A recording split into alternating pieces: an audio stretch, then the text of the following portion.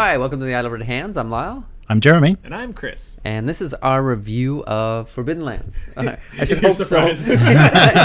It's our review of... Oh, Jeremy, you put the wrong books here. What? Yeah. Warhammer 40,000. We'll be clearing these off in just a moment.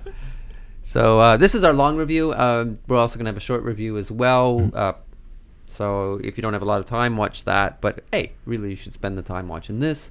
So we're really going to get into the details, and you're definitely going to know if Forbidden Lands is for you at the end of this.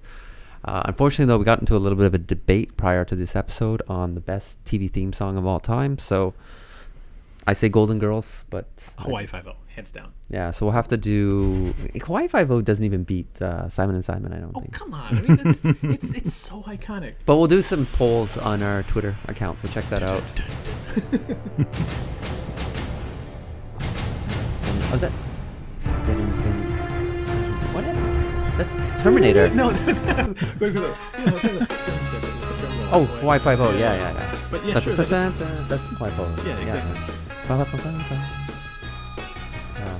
Barney Miller. I love Hawaii Five-0. Da-da-da-da-da. Bokebano. Yeah. Yeah, they said that. I book them down. That's the I think thing. the catchphrase from Hawaii Right. Five-0. So, and the new one, they decided they didn't want to pay any of the Asian actors. So, all right. So, but Forbidden Lands. So what we'll do in the review of Forbidden Lands is we're going to give you a brief rundown of, hey, what is Forbidden Lands? So, and then we're going to talk about the system and then the setting.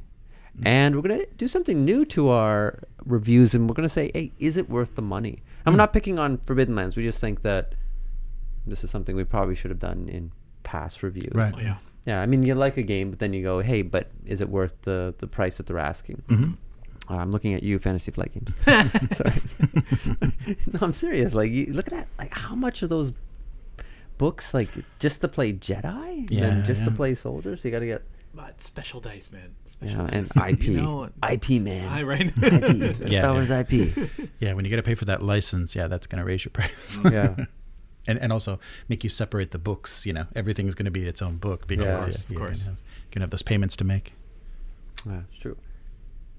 And just give you a little background, this is not a read-through review. I mean, we have actually read through the books, but we've also played it, and we did character creation both ways, random rolling, and then creating a character that we kind of wanted, although I kind of just filled in the gap. Yeah. Hey, I'll be a druid, because we don't have a druid in this party. Yeah, Chris and I are playing 2 characters, because there's only 2 players, and Jeremy's our game master. Right. And you're playing... A goblin. Yeah, totally forgot. He stayed awake at night. That's about all he did. I remember a scouting role, I think, yeah. Yeah, I'm playing a wolfkin druid. So we'll talk about the different races. Different kin a little bit later. And as well as a human... Hunter. Yes, thank you. Thank you. You were thinking Ranger, weren't you? No, I was thinking rider because that's what I wanted to be and didn't yeah. roll it. And you are playing a something sorcerer. Yes, it's a half-elf sorcerer and an orcish rogue. Yeah. Oh, man. Oh, and yeah. you're playing a half-elf. Yeah, Yeah. that's going to be one of my... No, that was my choice one, too. That wasn't the random. Yeah, I know. Yeah, I know. Oh, my God. So Jeremy, you're the one that you actually got this from Kickstarter, Yes. but it's available now because I know Right. it's on Amazon. Yeah, right. Yeah, it's for the retail came out. Yeah, they fulfilled all their Kickstarter orders or pledges, and they it went to retail right after that. So it went to retail right after, I think, the week that I received mine. But because I think it was shipped from Europe, we got it pretty late. I think Right. Asia got it pretty late. There were people already talking about it previously, but it was in December. Yeah. Right, and in the box, so this is a core set. And that Yes, includes that's the player's book and the game master's book. Right, yeah. And so this is the standard retail core set, and they actually did the faux leather for that set, which if you watch the unboxing that I did, that was a huge surprise because I wasn't paying attention and kind of got the lowest level that kind of gave you all the Kickstarter exclusives. Right. And I opened the box like, oh, yeah, they did the deluxe. So there's a more deluxe version, which is an embossed version of these books. And so the core set includes the 2 books that Lyle mentioned, map and stickers. And then the Kickstarter also gave you the engraved dice that you see, and then plus the 2 campaign adventure books. So what about the cards? Oh, and the cards as well. Yeah, that's right. The cards were another Kickstarter. Are they in the box? They are not in the box at retail. So yeah, the dice and the cards are separate, like how a lot of the Modifius games, and I guess previous Free League games, they kind of break things up. They do special dice and in the Legends and Adventurers booklet. Yes, right. Which is what we use to random roll our characters. Right. Yeah. So this gives you random backgrounds for generating your characters, and also random legends, so you can kind of create randomized legends and stories in the game itself as you're adventuring. Mm-hmm. So this is a new RPG by Free League, the Swedish publisher, and they call this a love letter to fantasy RPGs. So they're taking their Year Zero system that they developed for Mutant Year Zero, and that also appears in Coriolis, Tales from the Loop, and they apply it to a sandbox survival fantasy setting. Mm-hmm. And so as it says in the box, you're playing rogues and raiders in a cursed world. So the idea is post-apocalypse. So you're kind of after a disaster and scavenging. So there's a survival. Survival is a very important mechanic, and also you don't have to play good guys. Like there's not alignment, and there's a little bit of morality. There's an empathy mechanic, but you don't have to necessarily be a nice guy. Mm-hmm. Yeah, and actually, it's specifically written even on the box to say that you're not a nice guy. That you are the rogues and raiders and such. Person. Sorry. I killed it. No, okay, gotcha. Yeah. No, I get you. I'm just busting your job. Bust away. Yeah, absolutely. Right. I mean, yeah, they're Mutant Year Zero. It's post-apocalypse as well, of course, and Mechatron. I think it's Mechatron, but then I was on the website yesterday, and then they were calling it something else. Oh, really? Yeah. But that's post-apocalypse. But yeah, definitely the survival idea. And the map plays a real important part in those games. Right. And the map's really important in this game as well. Yeah. Yeah, so it's a hex map that you're kind of crawling. You're crawling hexes, moving your party and exploring. And they said that the thing that they wanted to do is kind of limit the scale of the land that you're in, so you can't just kind of endlessly go west, and so you're limited by the sea and mountains. And basically, the designer said you can get across the entire map in a week if your party is very determined to do so. So they crammed a lot of adventure and a lot of different kinds of encounters in a limited area. So we're going to talk about the setting a little bit more later, but like what's a good thumbnail or not synopsis, but a thumbnail idea of what the setting is? Right. Yeah, it's your classic fantasy races with heavy survival mechanics, and basically you're trying to explore. I mean, the encounters and everything are very randomized. So if you don't like tables and don't like randomness, this probably isn't a good system for you, because it relies heavily on randomly generating things and randomly encountering. So that's not a very thumbnail view, but I just wanted to put that in there. Okay, go ahead. Oh yeah, if I were to put it in a quick, simple phrase, it'd say old school flavor with modern game texture. Oh, yeah. It has a lot of the randomization, old tables, lookups, just as you said. For it has an exploration mechanic to where you're just moving across the hex, seeing what kind of random encounters you get. You have to set up your camp every night. So it has that really old school flavor to it. But at the same time, the system is a very modern one. It's a simplified dice pool. There's not percentage charts, even though there are lots of tables. And it's very smooth and I think fairly light compared to a lot of other systems. Right. Yeah. So old school without the crunch. Yeah. There's not. Yeah. Everything you can do in your head. Old school flavor, new school crunch. Oh, there we go. Oh, wow.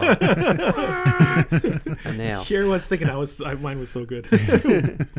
Yeah. And like Jeremy says, post-apocalypse, so there was some sort of blood mist that was unleashed, and kind of a demon apocalypse in this. Yeah, like a demon apocalypse. It's really good. That's like a terrible apocalypse. That's like double apocalypse there. Yeah, democalypse. All right. Where everyone gets to vote. The age of majority is 12. Yeah. It does have like the classic races with a twist.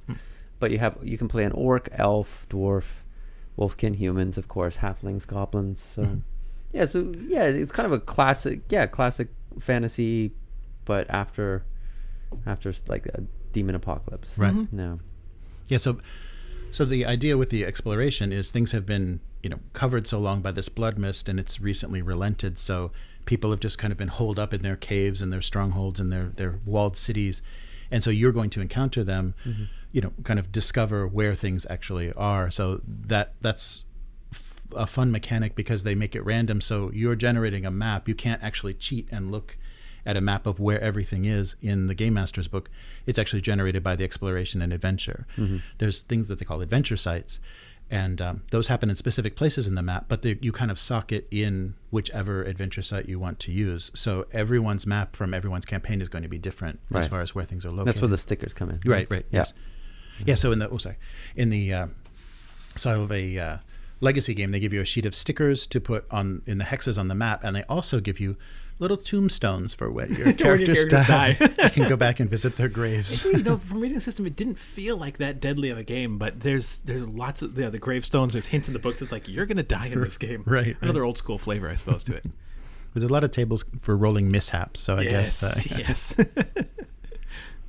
So along with the standard fantasy races, which they call kin, in this game they have the standard professions or the character classes that you would expect. So druid, fighter, hunter, minstrel, peddler, rider, rogue, and sorcerer. So basically 2 magic classes.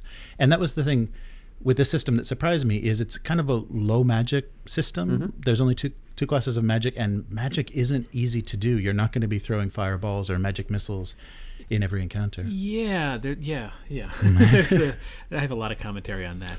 Yeah. I think, just to back up, I think that's really good. Yeah, once we get into magic, though, we really get into the system and the willpower, because it's really, it is different from like something like Dungeons and Dragons, right? But definitely it is low fantasy, and I think the fact that they do have only 2 magic classes, the sorcerer and the druid, and the druid kind of does more than just what the druid does in Dungeons and Dragons. I think it's well, I'm sure we're going to be making frequent comparisons to that, in that the druid is the druid like you would imagine from Dungeons and Dragons, but it's also the cleric or serves the same role.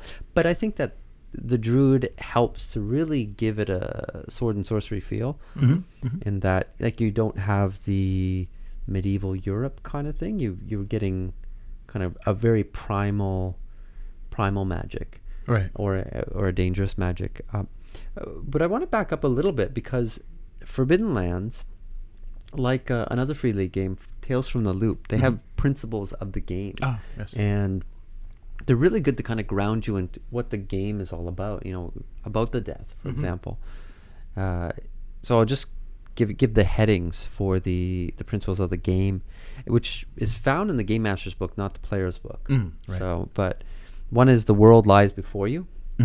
So that's what Jeremy's saying about this blood mist has receded, and hey, the world, You can go outside. Yeah, you can explore. And it really reminds me of Earth Dawn. I don't know, the old Faza game. Oh. And they, there was something was really bad, and they drove all the races underground. And then now it's not as bad, so they surface, and it's like a new dawn. Yeah. The land is full of legends. Is another principle. Yes. And it's very, I guess, fantasy-esque. The ventures make their own fate. And they really tout that this is a sandbox system. Not that you can play a sandbox games with this system, but that this system is designed for sandbox games. Yes. So we can talk about how well they succeed in that later. Nothing is for free. So in a post-apocalyptic setting, everything's scarce. So you really gotta, really fight to get something. Yeah. So it's not like you go into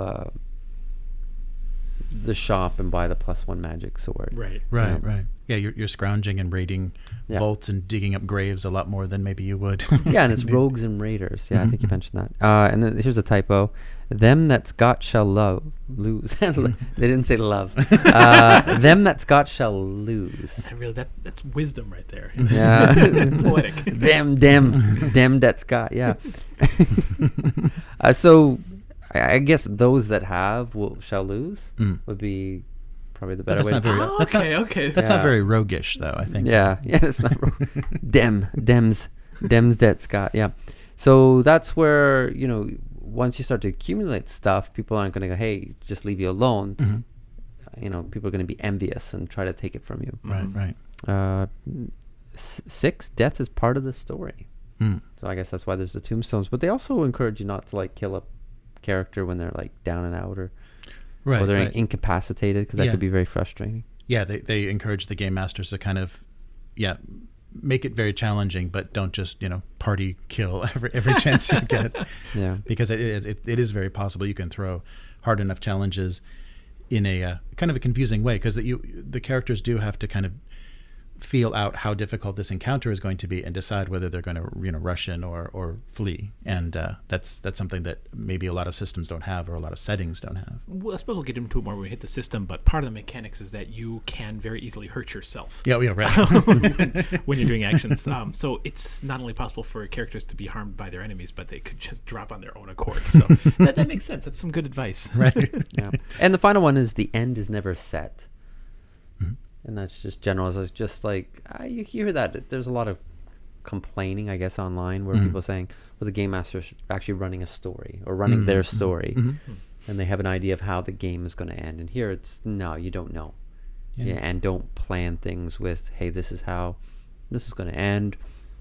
Because now the players are there and they're really going to be deciding what happens. I suppose this is kind of picking nits, but that's kind of at odds with the previous one, huh? Death is part of the story. The end is not set. The end is death. Yeah, the end is exactly. But you don't decide how they die. It's going to happen. Some things are set, but not the end. Yeah. I think that last point speaks to when you're generating things with random tables, how those things interact, because you're going to get a lot of unexpected combinations or encounter things in a just a very random order, and so that's going to create a bit of a narrative that you weren't expecting. So always where things are headed is not going to be clear. Okay. Yeah. So now the system. So Jeremy went through the different classes. Right. And there's different kin. So there is humans. There's 3 types of humans. Right. That matters, but they're humans. And the humans are kind of outsiders in this world. Like they came, that's a good point. They came to this world, Yeah. so they're treated a little bit differently. Everybody else is not tolerating them very well, and their greed and wanting to conquer what was previously the Ravenlands is the reason why they are now the Forbidden Lands. So kind of human greed and tampering in black magic. that whole demon apocalypse thing, kind of their fault. Yeah. Their special kin talent, I think it is called, is adaptability or adaptive. Sorry. Okay. Yeah. So every kin gets a talent. Right. And then like a lot of games, they have suggested classes in which or professions. Is it? It's professions, yeah. Yeah. Suggested professions in which they can go into. Of course, humans can go into all. Yay! Yeah. Yes, we're so adaptable. Yeah, they have that. They have the elves, dwarves, half-elves, halflings, goblins, orcs, wolfkin. Right. Wolfkin are pretty standard, though. Are there other games with wolf people in them? Palladium Fantasy has wolf you're ones. right. Yeah. You're right. That's Confrontation as well. The Confrontation Oh, RPG yeah, that's right, an interest yeah. game that has Yeah. a wolf. Yeah, has a wolf class, wolfen, and even I think World of Warcraft. They one of their later expansions they have the bipedal wolves. I don't remember that. That live in Gothic cities and wear top hats. Is that a joke? No, that's really what they do. How dandy. Yeah. Yeah. There's pandas too. Yeah. Okay, There's- I played one of those. Yeah, Yes, I yes. think they might have actually been Wolfen. Yeah, that was a fun. Yeah, fun Wolfen, one. yeah. Wolfen's pretty common. I think Wolfen might be the name Palladium Fantasy uses. It's been a while. Yeah, I remember him from Rifts. There was they're also Palladium. So Yep. Yep. yes. Right. So along with the kin, you get a kind of key attribute, so suggested. Your main attribute, and There's only 4 in the game. Right. Yeah. So there's strength, agility, wits, and empathy. Right. Yeah. So some things kind of overlap, like things where you would have, your charisma kind of falls under empathy, and your intelligence and wisdom are kind of under your wits. So they they make it a little more. But that works well with a D6 system to have a fewer number of attributes as well. Yeah. And go ahead. I was gonna say the races. The kins in the game. Kin. Okay. I think it might be plural. Okay. Despite them being kind of the standard set of fantasy kin available, they put a lot of twists on it, and a little bit different history to them that makes it pretty interesting. It's not your standard Tolkien D&D style thing. As an example, halflings and goblins, they have some kind of related ancestry to them, to where no, they actually were the same. They're the same origins, and then were. I forget the god's name, but they tried to. They were actually the same kin, and then they tried to trick this god, and as a punishment, the god separated them. Right, because they had stones. They had blue stones, whereas elves have red rubies. They had blue stones, and the stones were taken away, and the kin were split. Into halflings and goblins. I see. Yeah.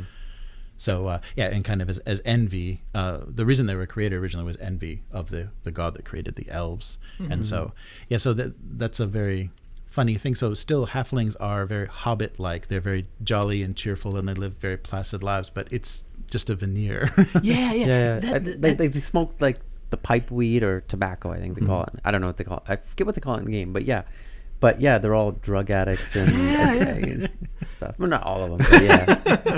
Well, that was the thing that really jumped out at me when I was reading through the races. That's where it really caught me that this is a little bit different. Is on the halfling section, is because for each of the races they give a description of kind of your standard. For the elves, they sing songs, live in trees, they like poetry, that kind of thing. But you're different. You want to go out and adventure. The halflings one specifically is what, as you said, everyone eats a lot, is jolly, is happy. They always smile, but it's fake. They're actually sneaking behind each other's backs. There's trysts. There's affairs going on, and everyone has this little bit of a twist of darkness to it, and I quite like that. Yeah, I think the kin do a really good job of selling the kind of sword and sorcery, the darker fantasy idea. And so that's good, and the goblins are kind of what you imagine, like goblins. Yeah, they're already dark. Orcs I thought were really interesting, and I find that the orcs, when you can play an orc or play a half orc, they don't really games don't tend to inject or infuse something new or fresh into the orcs, and I think this game does that. It reminded me of a 90s game called Chronopia, which might actually be from Sweden as well. Isn't Chronopia? I think from originally, Scandinavia? Yeah. Target Games, I think exactly. And I thought that was a real fresh take on orcs, and this is a really fresh take on orcs, where orcs are like a slave kin to the dwarves and elves, and it's whether or not they were created as servants of those two kin, or whether or not they were created separately and then enslaved by them. Right. Yeah, and now they're starting to break away, and they have they have different types of tribes. One is a matriarchy, and one is like I would say like your classic orcs, and then one is more I would say refined in that. But I like that twist. Top hats. Yeah, top hats, monocles. Yeah, they suggest in the Game Master's book just a suggestion that it's possible that this lore and history is actually covering up the fact that the orcs were the original people of the Ravenlands, and they were subjugated. So they're the aboriginal race of this continent, and they were subjugated by the races that were created at a later time. So that adds definitely a sad part of their history, and makes them more justifiably angry against everything that they've been through. I think Forbidden Lands does a really good job of making orcs playable, like a playable kin. Yes. Where you're not having to create normally I'm a stupid warrior who likes to rape and pillage, and but I'm a good one, I'm the Dritz of orcs kind of thing. Whereas here it's I think a little bit more complex, Yeah, so the elves you mentioned about the rubies or the red stones, right? Yep. People familiar with Warhammer 40k? Yeah, Eldar, yeah. So I think that's the source of their immortality. Right. Yeah. Right. So they can Yeah, they exist so that the idea of their immortality is, the stone is constantly rejuvenating them, is recreating their tissue so they don't age. So they actually, if their body is completely gone, but the stone still exists, they live on and they can actually grow another body. And because they're so long-lived, the idea is that a lot of them get very disenchanted with being alive and actually have a nature obsession, because that's kind of their role given to them by the gods, is to grow and cultivate. And they can take that stone and implant it in a tree, and that's the origin of Ents in this world. Which is, right now you can't play, but Ents are tree elves. Right. So like Jeremy said, their task was to like cultivate the surface world and care for it, and then the dwarves were tasked with, as you imagine, the underworld. The dwarves are pretty much what you would expect, except there is one interesting twist. I don't think you can play them; it's in their history, but there is a sub-kin or an offshoot of dwarves that can't go up to the surface at all. They're very pale and they're very bestial. Yeah, primal dwarves. And they're very primal, but they're respected by the other dwarves because they view them as the origin or the original dwarves. So they leave offerings to them. So that, I like that twist, but the dwarves play like dwarves. Yes. Humans are divided into 3 main groups. One of them starts with an A. They all start with A's. And I only really remember the Aslan. I could access the other ones. And they're the Mongolians, although I'm not necessarily, I don't think they're necessarily Asian looking, but they're the riders. Horse riders. The horse riders. What else? Oh, I guess wolf riders. Oh, goblins had wolf riders. Goblins. I don't think the humans had the wolf riders. No. When you clarify with the horse riders. I guess not the elephant riders or the kangaroo. You could. It is open or world, so. motorcycle riders, but but they're humans.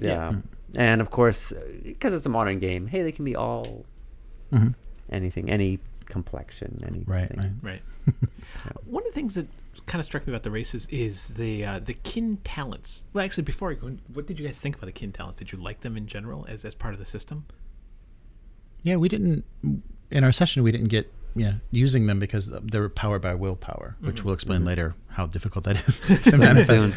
But I don't know. In general, that I really like the talents. They're really well written. They feel good and powerful. They're like feats out of D&D. But the kin ones, a lot of them seem not to match the descriptions that were written. Like, for example, the elves we're talking about, they were all about inner peace and things like that. That is their kin talent. Yeah. But they said specifically that as an adventurer, you go against that. You want to get out. You want to steal some treasure. You want to make a way for yourself. Yet your power is inner peace. Right. And what was it? The goblin one, it fits the goblins, sneaky as that, but also it's kind of pigeonholing your character, right? To where your power is to be sneaky. So if you don't want to play a sneaky goblin, the wolfkin the humans had adaptability, so it's pretty close. Fits with anything. The dwarf one fit as well as something like stubborn or something like that. The wolfkins has to do with their sense of smell, as you would imagine with the wolves. But I think you make a really good point about the pigeonholing, because one thing that Forbidden Lands doesn't do that a game like Dungeons and Dragons does, and I think some people deem that problematic, is it doesn't say what your they don't get adjustments to their attributes based on if they're playing a dwarf or halfling. So when you start, if you wanted to make a halfling that was super strong, you could. There's nothing that's going to give you a negative to that. If you look at in the Game Master's book and look at like a sample halfling, when they're talking about the history of the halflings, they will give you stats, and like you see, of course, their strength is low and their agility is high, but there's nothing when you create your halfling that says you have to do that. Right. So I guess having the talents pigeonhole them somewhat helps.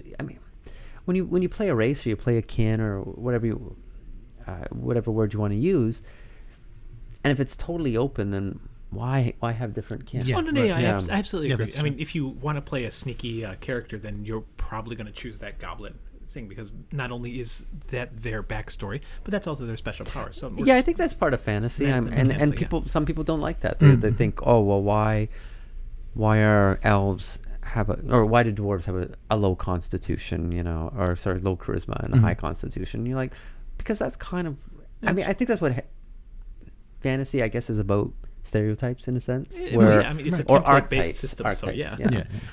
The half-elf one was a little out of nowhere there. Their special kin talent is psychic power. It's the only time the word psychic is mentioned in the player's book anyway. It's just kind of out of nowhere. Yeah, I really like the kin. A criticism I have is just half-elves. Like, just get rid of them. I like the race. And Actually, you're I like the playing, kin talent specifically, even though the name is weird. Some of the naming was kind of weird. Like the dwarven god, huge. Huge, yeah. But and there's a god called Clay. Yeah. So, that may be from Swedish. They may be kind of adapting Swedish because they may say huge. Huge. Yeah. Huge. Instead of because there's no silent E's in Swedish. But so that's way too Paris Hilton. Yeah, Donald Trump. Huge as a god is a little rough. Yeah. Oh, praise be to thee, huge. but a lot of the gods have pretty simple. I think most of the gods are pretty simple. Like there's Clay. Right. And that's probably a translation. I'm sure that's like the Raven God is what the name of it, right? The Raven God has a specific name. Was there a name to it? Okay. There's Worm. Yeah, Worm is the snake, and the Raven God is something else. He may something. Yeah. The creator to God. The creator God. Yeah, but the short words and maybe kind of like But if you're coming at this game doesn't have like out there names. It's pretty much the huge god. Yeah, there you go. Guess what he looks like? He's so tiny. That one of those ironic names. Huge smalls. Is he huge or small? Yeah. Yeah. So I like I said, I really like the kin. I think you could have gotten rid of the high half elves. I'm just kind of over the half thing. I mean, you don't have half dwarves or half orcs. You have full orcs. Right. And I also don't like it because they do have half dwarves in this game. But you just right now you can't play them. And half orcs or half dwarves are ogres. Ogres, yes. So humans and dwarves bred and they produce ogres. Right. And the trick makes sense, yeah. And the trick is does it? No. But they explain that it's the trick of the gods because ogres always grow too large to live underground, so all of their half kin, the dwarves have to dismiss and kind of kick out all of their half kin because they can't. That's hilarious. Fit. That's hilarious. That huge, such a joker. And I do like with the elves, they have a nice justification why they would accept half elves, and that the low birth rate of elves. So they're hot. Yeah, super hot. So they revere all children, or all children with any type of elf blood. So that's it's kind of nice, I guess. But I wouldn't just make them all where they can't interbreed, because it gets into the where are the half orcs or where are the there are other races that might come up in a future supplement, like the Saurians. Yeah, there's definitely some other kin that they could. Yeah, and the whiners. The whiners, yes. That is so dark. It is very dark. They're not a playable race, but they're about half the size of halflings, so about a quarter of the size of a human. And humans and ogres or orcs love to eat them. Yes, they're delicious. They're sweet meat. Yes. I missed that. Yeah, it's really dark. If you take gold or something valuable and stick it in their flesh and imprison them, it grows in mass. So they're often, and it tortures them. They're in severe pain, but you can grow your gold and your physical materials inside their flesh. Are they sapient? Yeah. They hate. They would, yeah. Yeah, they're like tiny little creatures. Yeah, like Grotz or Gretchen. Yeah. Warhammer. Wow. Yeah. So that's really dark. I don't know if anybody want to play a whiner. And there's the name, like a whiner. Yeah. Right. And we should that's say a this. translation. We should say that this game is written by. It's a Swedish game, and we did have some issues with some of the translations. Yeah. We saw an example earlier of just one of the principles of the game where it was a little clumsy. Yeah. What was the one you saw with the blanket? Oh yeah, there's a wet blanket. Yeah. It was a monster. One of their attacks is like a wet blanket, which is... No, I think it was like they're describing this. It's in the history, and I think there's like still a mist or something, whatever. But it like hugs the ground like a wet blanket, but you would go like get like a potty poop. Oh, the Man. mist is out, man. We can't go out tonight. Damn. Oh, there goes the picnic. Oh man. Blood demon's such a wet blanket. Yeah, stop talking about all the deaths, man. You're kind of bringing it down, dude. So yeah, it's a whiner. I suppose I would complain too if people captured me to eat me and like grow gold. But is it really the name for an entire? Yeah, and to be honest, when it comes down to you're being eaten or being tortured, then that's not really whining. That's a legitimate complaint. Oh, here he goes whining again. Oh, you're eating my leg. They should change them to the justified. Just kill me. No, come on. Is he whining again? You just shoved like 5 pounds of gold into his abdomen. Not a playable race. We should not a playable kin. We should emphasize that. Not a playable race, just an eatable one. Eatable. Edible, sorry. Yeah, I like the role in. Did you want to do anything else on kin? No. Let's move on. So I think we're all fans of the kin. Yes, Yeah, absolutely. Yeah. And I think that's a real strength of the game. Yeah. Yeah. Yeah, and I like the role in character creation of age.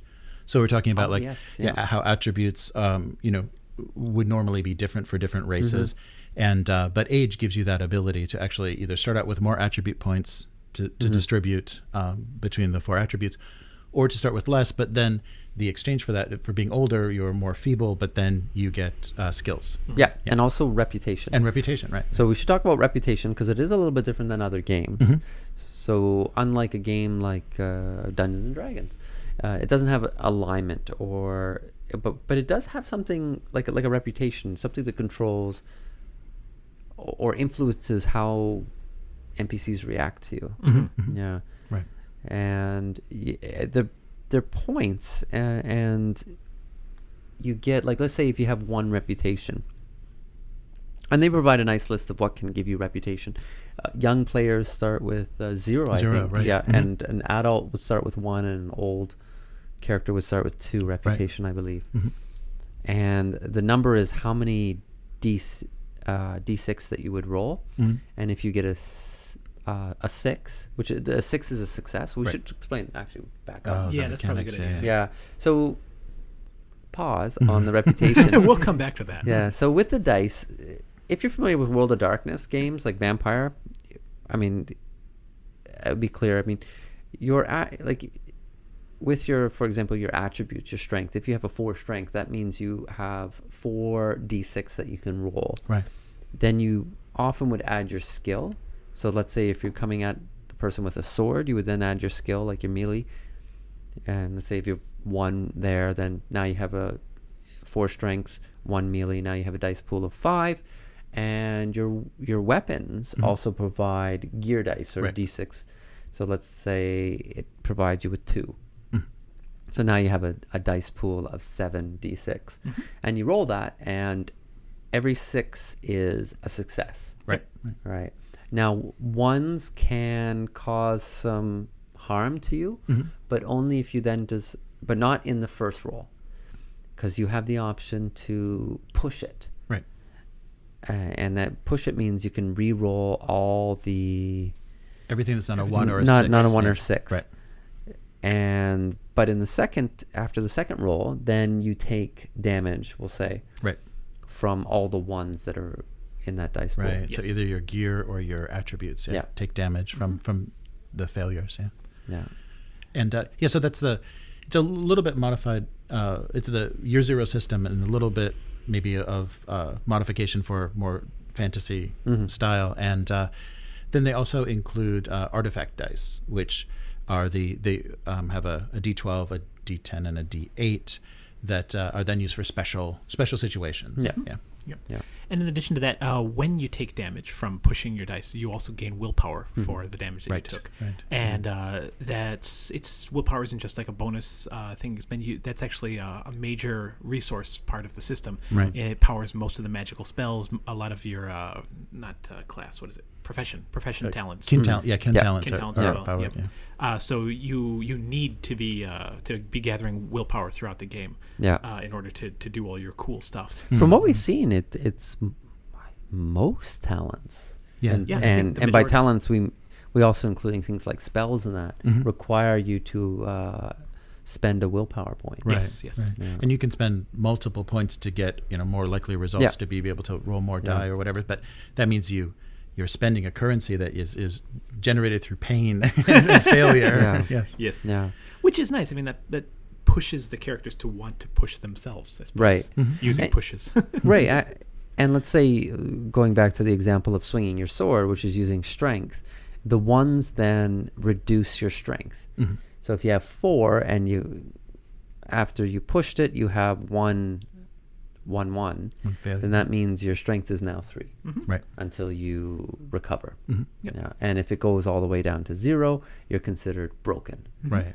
And it also applies to things like if you're using agility to fire a bow, then the 1 then lowers your agility. Yeah, and the difference between the damage you can take, so your failure of doing an action that's not in combat doesn't it can break you, but the big difference is if you are reduced to 0 through a combat action or by the action of somebody else, your broken condition also you add to that a critical injury. So you roll on an injury table. So if you were broken by a sword and you roll an injury table, maybe your entrails are hanging out, or you have lost an arm or whatever, however badly you roll.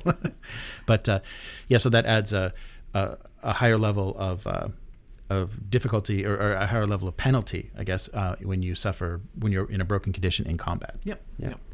I think you mentioned when we were talking before as well now that it's a good system because it represents fatigue in combat as well. As your hit points lower, so does your ability to roll dice. No, I really, when I was playing it, when we were playing the session, at first I was like shocked because, this is the only way we can get willpower. But then when you think about it, like heroes, that's what makes them heroes. And NPCs can't push. Right. So what makes you a hero is the fact that you are not a hero, but a rogue or a raider. But what makes you a player? Sorry, it's very dark. You're not hero. What makes you an anti-hero is that you can push things, or what makes you a protagonist in a story is that you push things. Right. And you can do what others can't. But there is a downside, and when you have a story, if your protagonist in the story is always pushing and doing the impossible, but not having any repercussions, that's a really boring protagonist. That's a really boring story. Right. But you're either getting clumsier or you're getting weaker because you keep pushing it, and then you're getting the willpower because that's what it always reminds me. I think I brought this up before, but the last unicorn.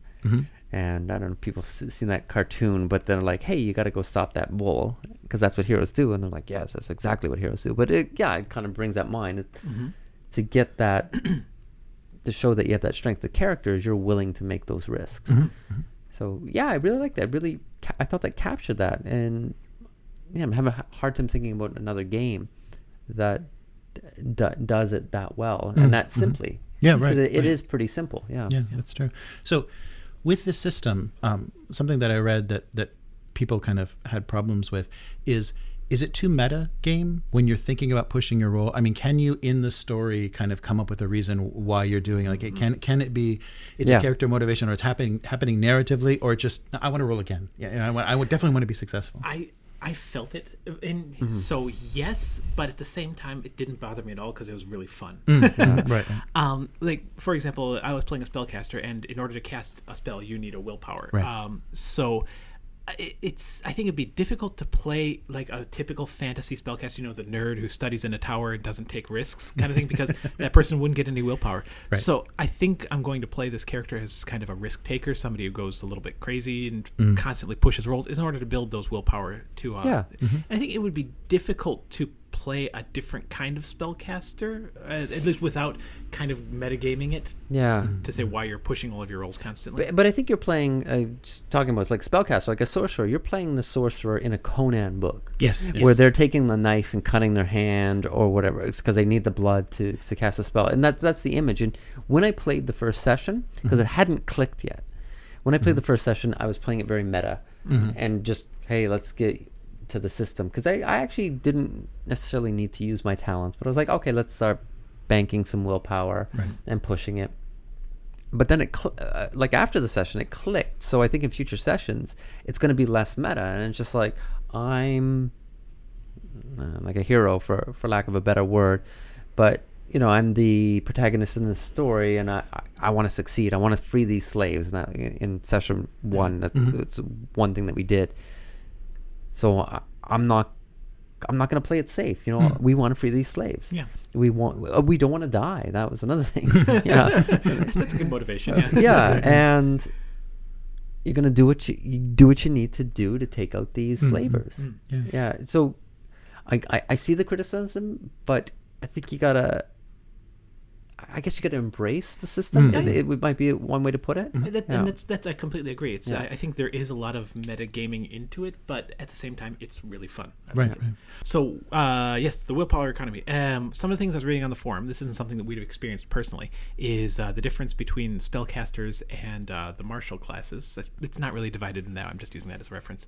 But spellcasters treasure every single willpower that they get because it's used to cast spells. That's their primary action. However, the fighters, rogues, etc., they don't have as much of a need for it. So there was a lot of commentary on how they tend to collect willpower points and don't use them as quickly, which could prove very interesting because as the players receive willpower points, the GM does as well. And the GM can use those to have NPCs push or do special actions or things like that. So that was something that I'm looking forward to seeing seeing how that goes in future sessions. Yeah. Also, the difference between the spellcasting and the martial classes about how much willpower versus attributes without having taken damage. So when the characters start a day, they probably wouldn't start with many willpower because they haven't done that many actions. So with low willpower, spellcasters have little ability, but fighters would have the max because they're at their full strength, full thing. But as the day wears on, they'll kind of cross each other. Whereas the spellcasters will gain their willpower points and become more powerful, whereas the fighters will probably lose some attribute points from damage or exhaustion or whatever, and they'll become weaker. They won't be able to hit as well. So I'm also looking forward to see how that plays out. Yeah. Yeah, the thing I like about the willpower mechanic with spellcasters is because there's not cantrips or kind of instant spells and very common spells, the magic is pretty powerful. And so there has to be some kind of, you're weaker, like you're actually more frail, more weak in order to use magic. So you're more susceptible to being killed in attacks, in physical attacks, and you have to power that. So that fits really well with... Not necessarily, though. There's nothing attribute-based to the spellcasting. So, for example, it says the spellcaster's primary ability score is wit, but there's never a wit roll for spellcasting. Oh, I see. Nor is there a wit needed to gain willpower. Yeah, when you spend a willpower to cast a spell, the spell instantly succeeds. Yeah, it always goes off. Yeah. You may suffer a mishap if you roll ones, in which case you take damage or go crazy. That's what happened when I cast my first spell. Yeah, so there are the two guards. One, you need to build up willpower or to get willpower in order to cast the spells, and also then you need to check if there is a mishap, which can be fairly common, and they can be pretty spectacularly awful. You can die, straight up die. Right. And and if you imagine, it's not like the spell fizzles, or I don't have the list in front of me, but I mean some things like a rift in reality where a demon comes out and grabs you, or you disappear and then appear days later. You don't want to roll 65 or 66 on any of those D66 tables. I can't roll 66.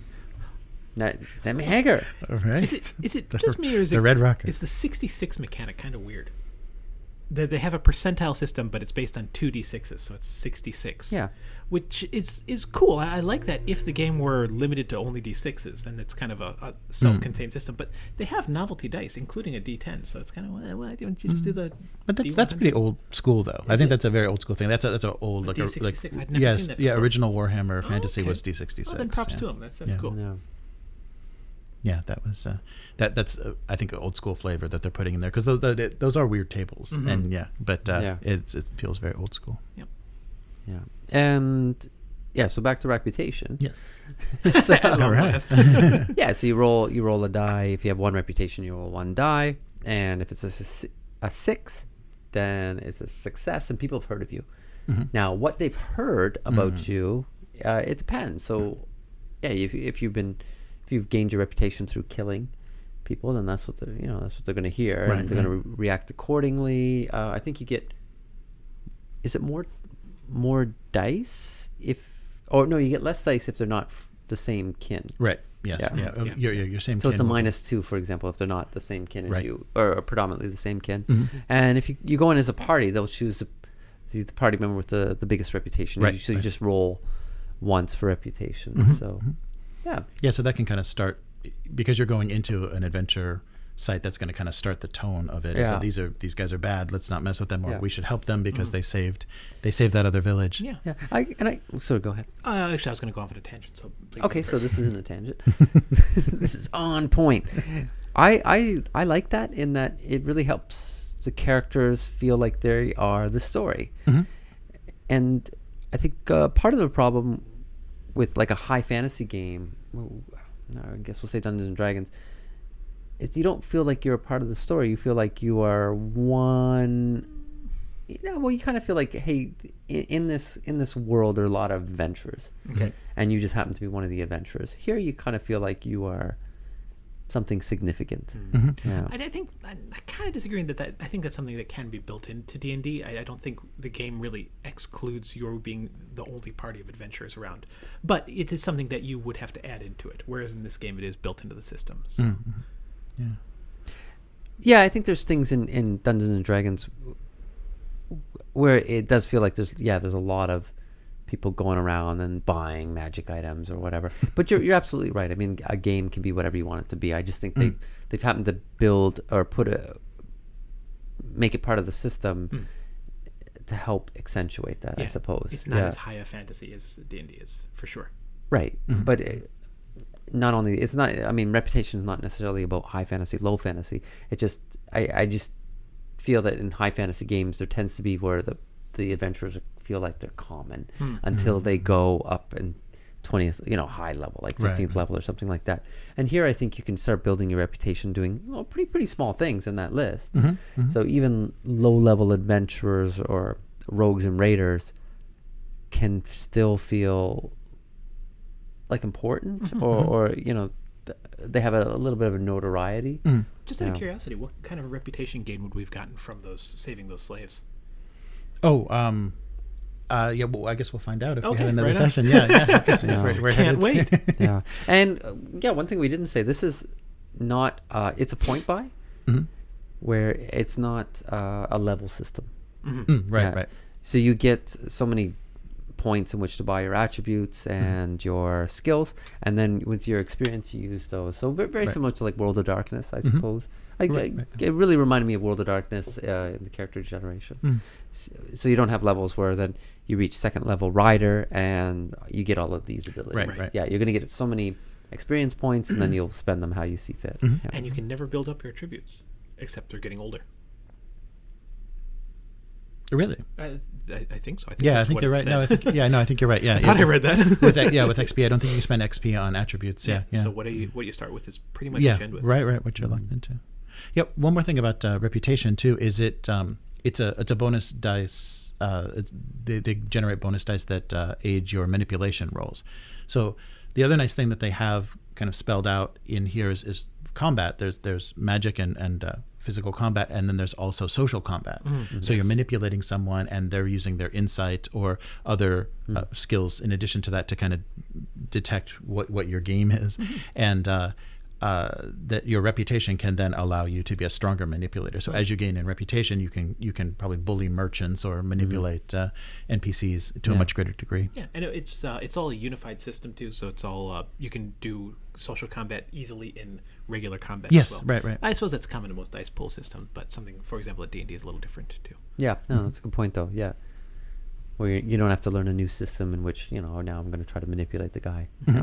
Sorry, what was your tangent? Oh, when you said that when you go in as a group, you'll take whoever is the most, sorry, not the most famous, who has the most reputation will be the person who rolls for that. I think that's a common theme among the game is that depending on the situation, whoever is either the designated person for an action or who has the best skill in that action is the only one that rolls. As an example, when you are traveling through the wilderness, whoever is the designated pathfinder, is that The leader, name? leader. Who's the leader? They'll be the person who gives a survival roll to see how well you get through that. In addition, there's one person designated as the scout. They're the only one who rolls the scouting, which is something, I don't know, I suppose it's just a nitpicky thing, but I don't like it so much in games when you say, all right, you roll a spot check, and then everybody rolls for it to see, can I see it too? Can I see it too? But, yeah. No, I agree. I mean, it's just like, let's just keep rolling until we get a success. Exactly. Yeah. Oh, you failed. Okay, I'm going to roll now. Yeah. Exactly. Yeah, let me have at that door. Yeah. No, it's a good point.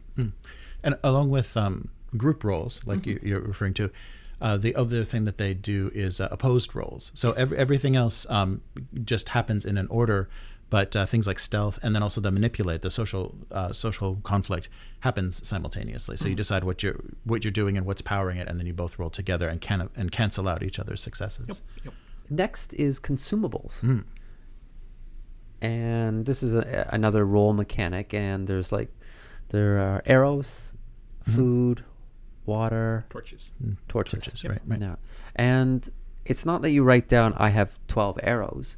You have a die. You could be the 12-sided die, the 10-sided, 8-sided. And six. Or six. Yeah, six Yeah, is the six, lowest level. Yeah, right. So I have an archer. So when I shoot an arrow, I'll roll, I think I have a D10, and roll the D10, and if I succeed, then I kind of keep. But if I fail, then I go down a die. Right. So, my D10 becomes a D8. Right. And then if it'll go down, and then when you don't have a die to roll, which is D6 would be the floor, then you've run out of arrows, or you've run out of food, you run out of water, or run out of torches. Right. Yeah. I love it. I really like that. Huge fan. Yeah, I'm a huge fan. And Jeremy, you said you watched an interview with one of the designers. Yes. Yeah, and they were talking about how they thought that was very important. There's some players that really love to keep track of, and I've got 6 arrows. Oh no, I only have 5. But this matches well with their idea of their survival mechanics. So you can have runs of bad luck, and you had D12 food, and now you have nothing. So you can, after a few rolls. Yeah. So it really creates, it can kind of push the narrative of the game. And now we're starving, or now we need to seek food. We were looking for treasure, and now we just are hungry. Yeah. And that's a really nice.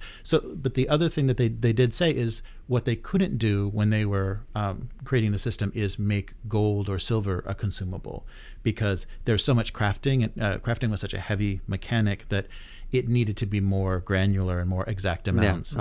So money was the only thing that they couldn't figure a way to make it, to abstract it the way they did with consumables. Is that something that is from another game, or is that something that came with originally? Because I don't recall ever having seen it before, but I'm not sure. Yeah, I can't remember if anybody mentioned history of that, but I haven't seen it before. In the year 0, I know in Mechatron and Mutant, accumulating resources is an important part of the game. I'd have to go back and look at those games, but I know it seemed more where you go on the map and use the cards and see what you dig up, and like the robots in the Mechatron, I'll hear the parts and do I want to add that to my thing. So but I don't recall a consumable mechanic in those. They did say that the survival mechanic for this system was inspired by Twilight 2000, so like a World War III setting where you're kind of that one had, I guess, a lot more detail in the ammunition that goes with this gun, and every weapon is very different. But so probably that abstracted consumable system didn't come from that, but the idea of having to hunt and have things be scarce and scarcity be dangerous is part of that. I think going along with that is their encumbrance system, which I thought was also really innovative and cool. instead of having a weight for the items on your character sheet, they have a list of they have an area for inventory, and there's so many lines there, and that's your inventory. When those lines are filled up with items, then that's it. You can't carry. Yeah, anymore. they call it gear. Yep. Yeah, and some items have a designation light. Yes. And some heavy, and heavy would be two slots. Yep, takes up 2 lines. Two on the character lines, sheet. and light would take up half. Yep, you can write 2 on the same line. Yeah. Yeah, no, I like that as well, and I really like with the consumables, and that just to go back quickly to that, in that it captures that scarcity, so that survival idea without a lot of bookkeeping. Yes. So definitely mission accomplished. Yeah. I really like that, and yeah, you're absolutely right with the gear. I mean, they make encumbrance. They don't encumber you with the encumbrance rolls. I just came up with that. I mean, just, like, wow. 2 for 2. Yeah. Because people, I mean, and we were kind of joking, like the stuff that your orc is carrying. But yeah, in the rules, I mean, if you carry too much stuff, then that's it. Yeah. Yeah. So I thought it was an elegant way of making encumbrance matter. Yes.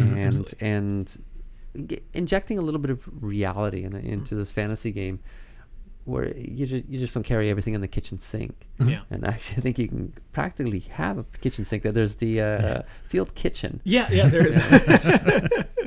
as an item that you can have. So.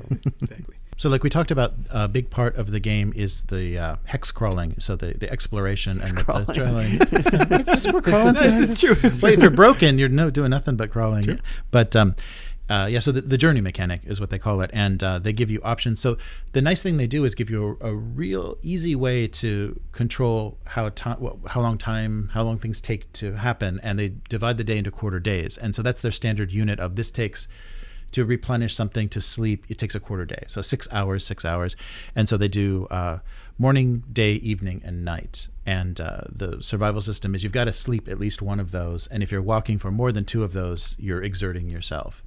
And so each quarter of those days, you can travel 2 hexes. And so you can move pretty decently across the board, but you have to roll to find out how well you're doing that. Right. Yeah.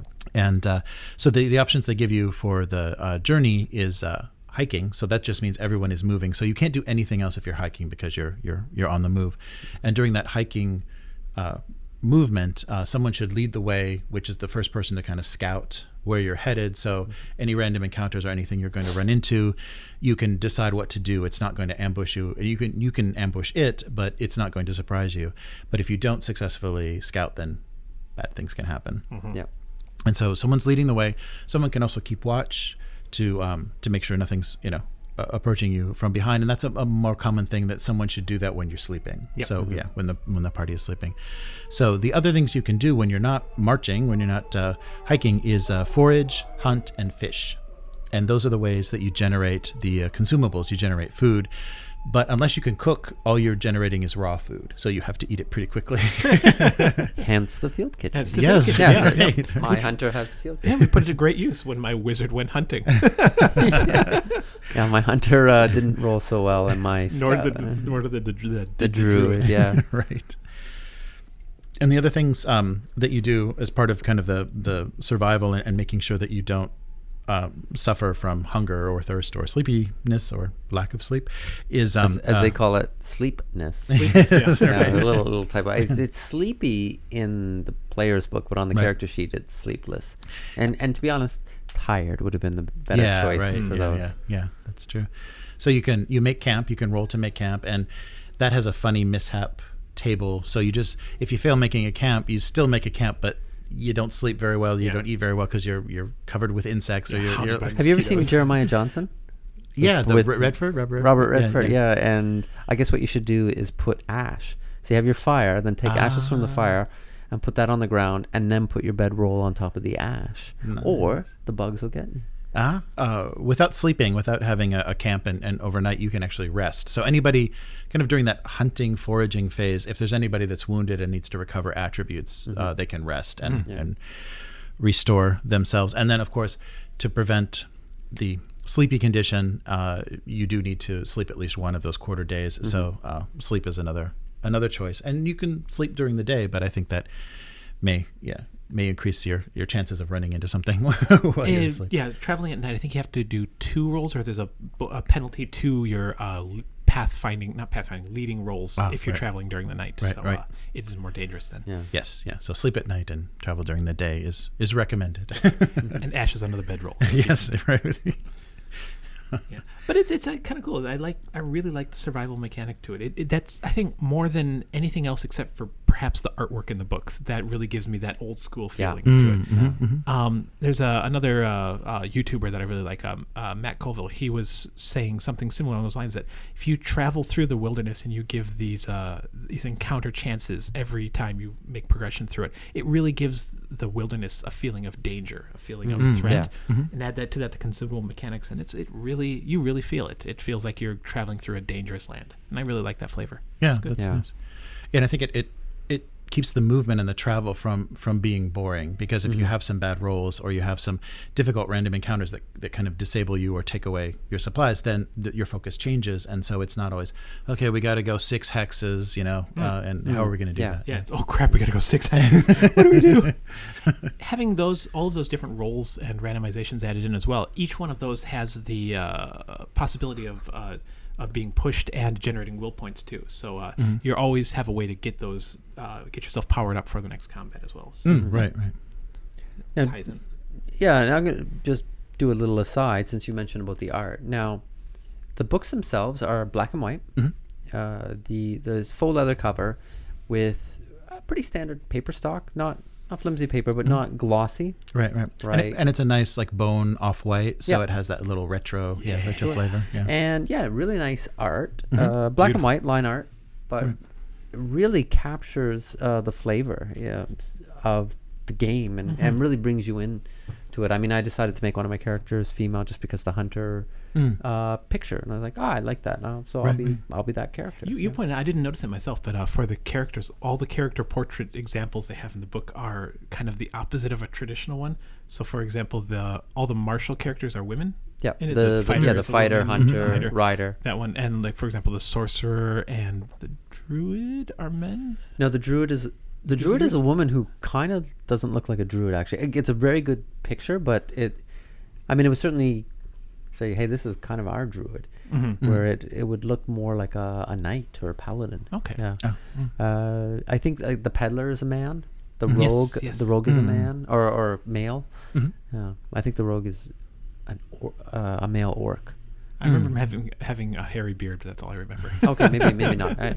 Yeah, but yeah, like the martial classes. You see that now in Pathfinder. Does that? They want. Hey, here's the. I think their icon. I forget what they call it. Maybe they call them icons, but the iconic paladin is a woman of color. Yes. Yeah. Right. But they do that. Really good. I thought the drawings of the monsters. Some are good. Some. I mean, it didn't take me out. I kind of got an idea what, like, for example, the bloodletter looked like, but it's a pretty simple picture. Right. Yeah. Yeah, one thing that we didn't mention during character creation that does add a lot of flavor and gives you some kind of role play options is when you are generating your character, 2 things that you need to also come up with are your pride and your dark secret. And your relationships, and your relationship with the other other characters. Right. Yeah. And so that can be, the relationships can be kind of generated if you're using the Legends and Adventures book, but it's also something that it gives the players an ability to kind of forge their character, kind of push it a certain way and give you some interesting history. Yeah. And the way the pride mechanic works is it's a phrase, it's something that you do or that you your ability or that you think you're very capable of or you're the best at. And if you within the narrative, if you're attempting something and you fail or you want to be more successful at it, you empower your pride. You use that pride ability. You can do it once per session, and that gives you a D12 artifact die to roll. So the possibility of getting many more successes is very high. The problem is if you fail, after you've used your pride roll, if you fail completely to succeed at all, you lose your pride. So you play the entire next session with no pride and then have to come up with something else. So you're yeah, prideless. you'd lose it entirely and have to Right. choose a different one. They Yes, give you a yes. choice of, I believe, 3 Yeah, for like Yes. for the pride, your dark secret, and your relationship. right. But of course, you can make up your own. And to give you an example of a dark secret, I'll use my hunter.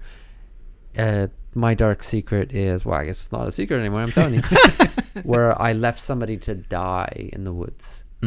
Yeah, so I left a friend to die, maybe. Or I guess not a real close friend to die in the woods. Not anymore. Yeah. My pride is I'm an archer, so it has to do with like I never miss or something like that. So I haven't used it yet. And then the relationships are like this person eats all the food. Related to a hunter survivalist kind Yeah, of kind Right, of thing. right. Yeah. Yeah, I really like that. It's kind of that same aspect, style mechanic that you see in Fate or Margaret Weiss productions. And yeah, I'm a huge fan of that style of system. So it's one of the modern touches of the game. Yeah. Nice. Margaret Weiss, you mean like Cortex? Or? Yeah, Cortex. Yeah. Thank you. Yeah. Thank you very much. I think Cam Banks bought it or got the Cortex system now. Oh, okay. So it's away from Margaret Weiss. Okay. No, it's a good point. We should have brought that up earlier because it again adds, like the dark secret. I mean, that adds into or plays into kind of the fantasy, the dark fantasy vibe that they got going on there. Right, Yeah. right. Everyone has a dark secret. Yeah. Right, right. Great game for moody teenagers. So should we go on to Strongholds? Yeah, No, I think that's a good. definitely. Yeah. So another part of the game is, you built a stronghold. I guess your party could find like I think an example they use in the book is they find a rune keep or castle, and they decide, hey, we're going to make this our stronghold. And what you do is you add functions, or I think they call them functions, to the stronghold. Right. And the functions are things like a marketplace, a garden. Ramparts, Right. are A gallows. Yeah. yeah. And then they do things for you. So I thought that was really nice. And you mentioned about Matt Colville, and he has this book coming out about Strongholds and I think Followers. it is, yeah. Yeah, and I think, I think Forbidden Lands does a really good job of making strongholds and hirelings, as they call them, a really important part of the main game, or Absolutely. the core game. Right, right. Yeah. Yeah. Yeah, part of it is because survival and traveling and just being outside in the system is so dangerous. That's one of the things that makes Strongholds so important. Is it's a safe place for you to Yeah. rest anytime. It also generates willpower points and again all the different modules you add on. What functions were they called? Functions, Thank yeah. you. They all give you special bonuses, Right. and every little bit you can get in this game helps. Yeah. And like you were saying, Lyle, about how the reputation works, you're kind of making your way and making your fame or infamy in this world, and Strongholds work that same sort of way, where you're safe there, but when you're away from there, it's a target. So if you become more famous and more well-known, and you have a lot of resources, people may notice you, the local towns may notice you, orc tribes may notice you, and lay siege to your stronghold. Yeah. So it's a really interesting balance to how famous, how badly do you want to be known, and then how much of a target. So that will also, in that interesting way, create the random narrative that very unexpected things are going to come together and make nice combinations that you wouldn't have ever written or read anywhere as a written adventure. Right. Yeah. Just like Tales from the Loop, I think the system really supports the principles that they have. So we Dems That gets lost. something, that lose. Those that have, well, whatever. But you get it. I mean, people are going to come at you. You got it. They want it. Yeah. Oh, more money, more problems. Hey! More money, more problems. So yeah. So I really like when Free League sits down and writes these principles. They're like, okay, we got to make sure that the system supports these principles, and I think they did a really good job. I'm kind of a player where even back in first edition Dungeons and Dragons, yes, I'm that old. I didn't older, in really fact. care. I didn't really care about like getting followers or stronghold or whatever. Right. And then when I saw the Matt Colville book, I was like, Right. it didn't really seem like an integral part of Dungeons and Dragons, but Forbidden Lands, it really feels like a key part of the game. Yeah. And they said in the interview that I listened to, the creator said that they were trying to answer that question, that as you continue in a campaign and you get higher level and you accumulate wealth, well, what are you going to do with it? Especially Exactly, yeah. in this game where you're not buying magic items or equipping yourself personally extravagantly. So it gives you something that bonuses your characters and gives you some sanctuary and gives you a kind of a focus for all that wealth. And I don't know if this was the intent, but you look, I watched Bird Box last night, but kind of an apocalyptic or post-apocalyptic movie, but that's an important part. The sanctuary is an important part of a post-apocalypse or a survival story. So the fact that they would work that in I think was really good. Right. So you're not just always, I guess, road warrior, you're just always traveling, but then you would work in the vehicle. Right. And I guess that would be a stronghold. Hey, there you go. I think they've got like 4 now with Elysium, 4 post-apocalyptic games, like in the vein of Mad Max. Wow. Yeah, you can play mutants, you can play robots, you can play humans. Boring. And you play animal people. Oh yeah, you were talking about that one. Yeah, and that's the Genolab is what the PC game. There's a Mutant Year Zero PC game that came out. Yeah, I read about that. Yeah. Oh, it's the animals. Yeah, it's not the okay. Yeah, I think to make it more interesting. Yeah, so the characters are much more colorful and fun to choose. Okay. Yeah. Moving on to the system as it applies to the game master. So talking about the bestiary, right, as well as the tables. Right.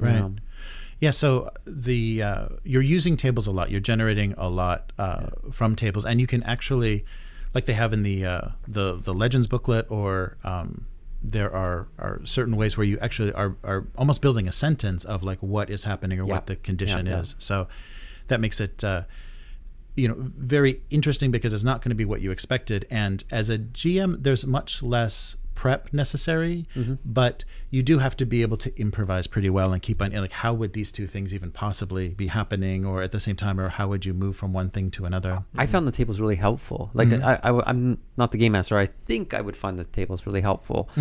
And you would roll and like, what is it? Like locations have an oddity, a specialty, and a person of interest, or right.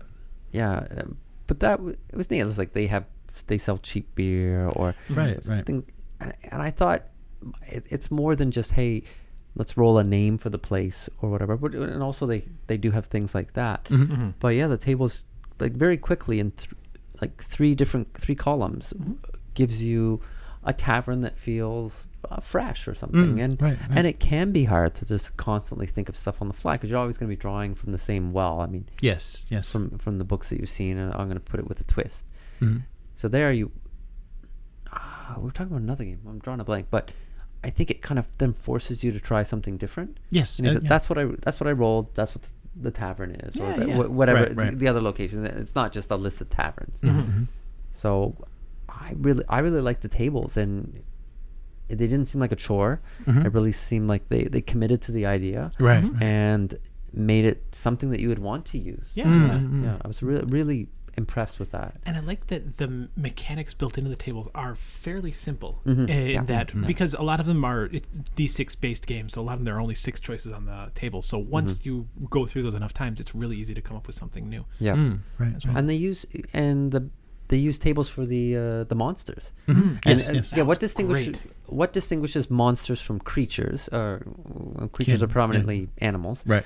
Oh yeah. But I think they call them creatures. Yeah, right. Basically humanoids and monsters. Yeah. So like wolves and that, I think are also creatures.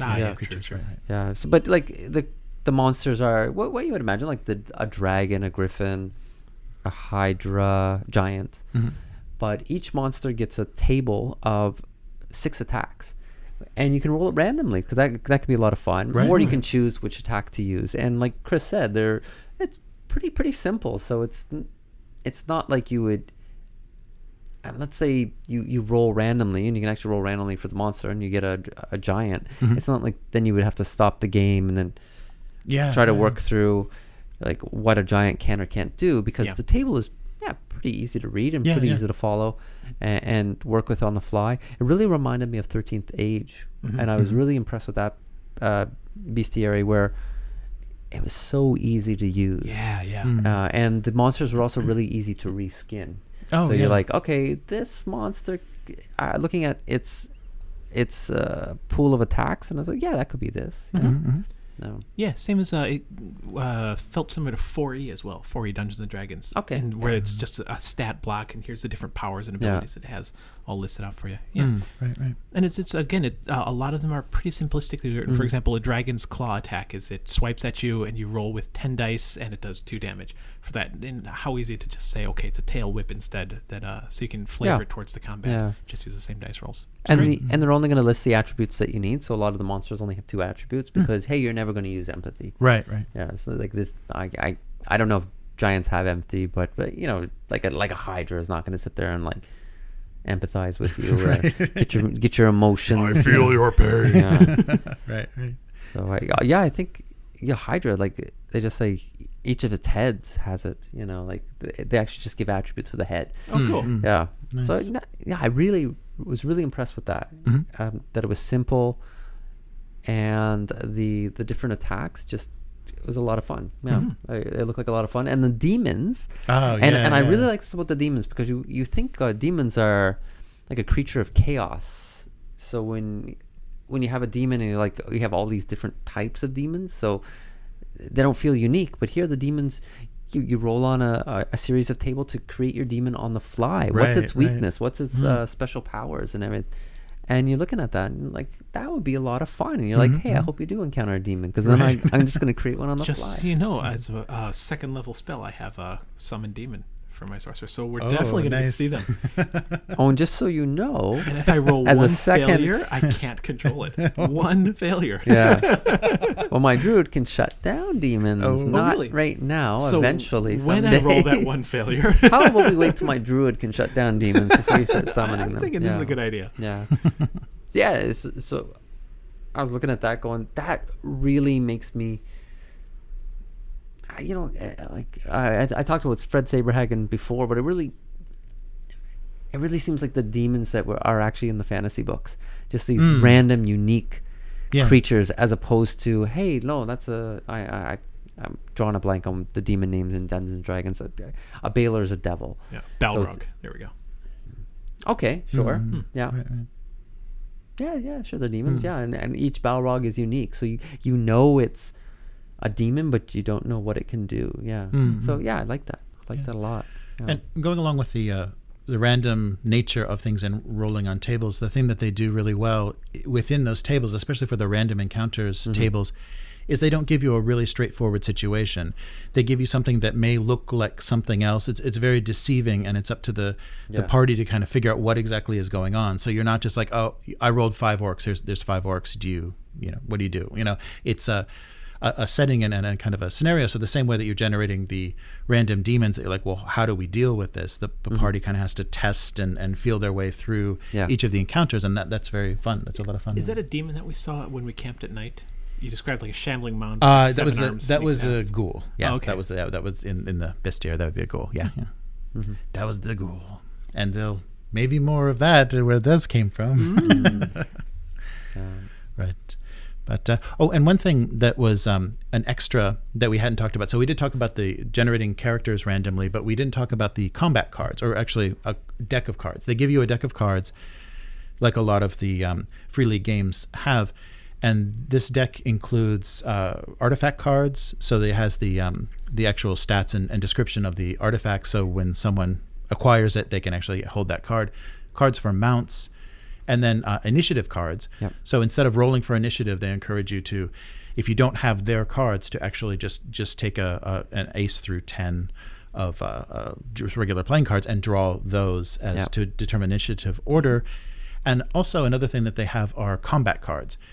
And so for a more of a duel or a very specific direct combat between 2 opponents, they give you 2 decks of cards in which you have things like attack, defend, disarm, and or just hold your attack. And these are things that kind of counter each other. So you kind of come up with combos. Each of the participants in the battle plays 2 cards face down, and then they reveal them in order, and some of them cancel each other out, and some of them have benefits or give advantage. So for every encounter that would be very slow, that would create a very slow combat. But to make it for a more specific or more like showcased or highlighted combat, I think that might be a fun thing to try, because it will make your decisions and the kind of combinations that come with those decisions much more dramatic. Yeah, Absolutely. Yeah, so I thought that was a nice add-on. One thing that we came across, I guess our only kind of criticism or something that we needed an additional aid for. So we were using the hex map, and we weren't really using anything but the initiative cards to kind of represent the player characters and the NPCs.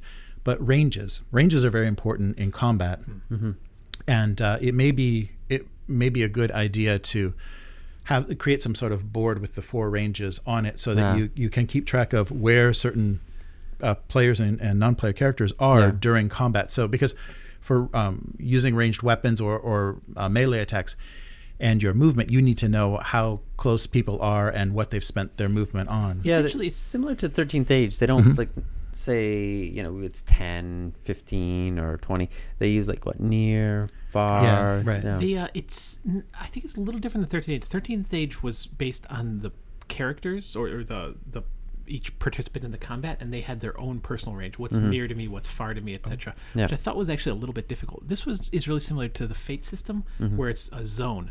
So the zone you're in, it's basically like the area. For example, if you're in a bar, that's your zone. Right. People in the same zone are near. If you engage in hand-to-hand combat, then they're within arm's reach. If they're in an adjacent zone, then they're short range. Yes. And then one further than that. So, for example, if you're in the bar is near. Maybe if there's a second floor to the bar, because it takes some movement points to get up to the second floor, that's considered short range. So it's the next zone over, like that.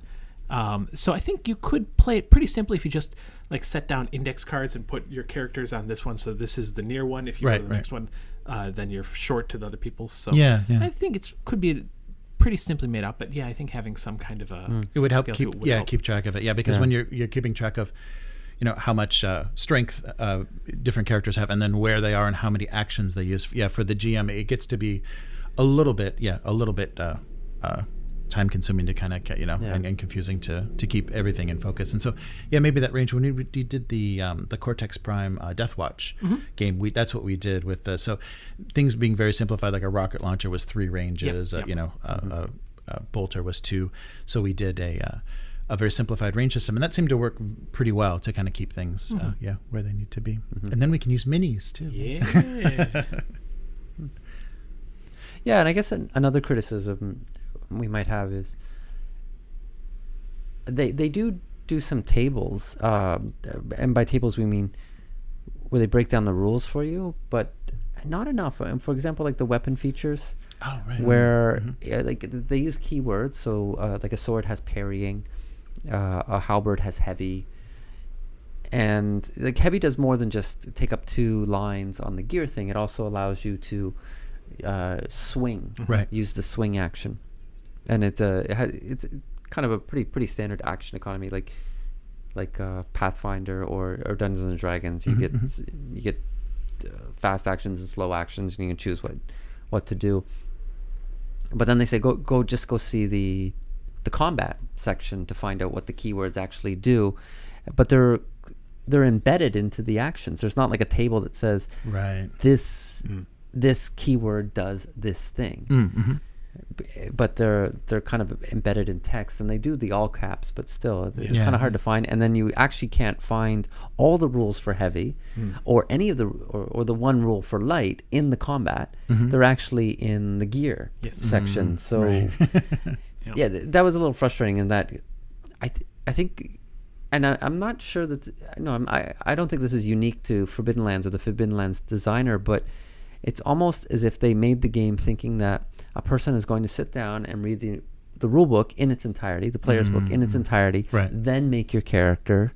So when they get to choosing the weapons, they're going to go, oh, I know what all these do because I read and reread the combat rules and the gear rules, and I know that. But I don't think that's realistic. I think a lot of people, they kind of get a rough idea, or they do what we did, and as you make your characters as you go and learn the rules as you're making your character, as well as you play that first session. Right. So when I was like trying to pick my weapons, I was like, ooh, I don't know what the keywords do. I can guess what parrying does. But then when you're looking at combat, I'm like, oh, so I got to read all the combat rules to figure out what all these keywords mean. And but I still don't know what light does. And light does what you would think, but you think, oh, does it do something? Is it extra fast? Because they say it's going to be in the combat rules, and you're like reading and rereading.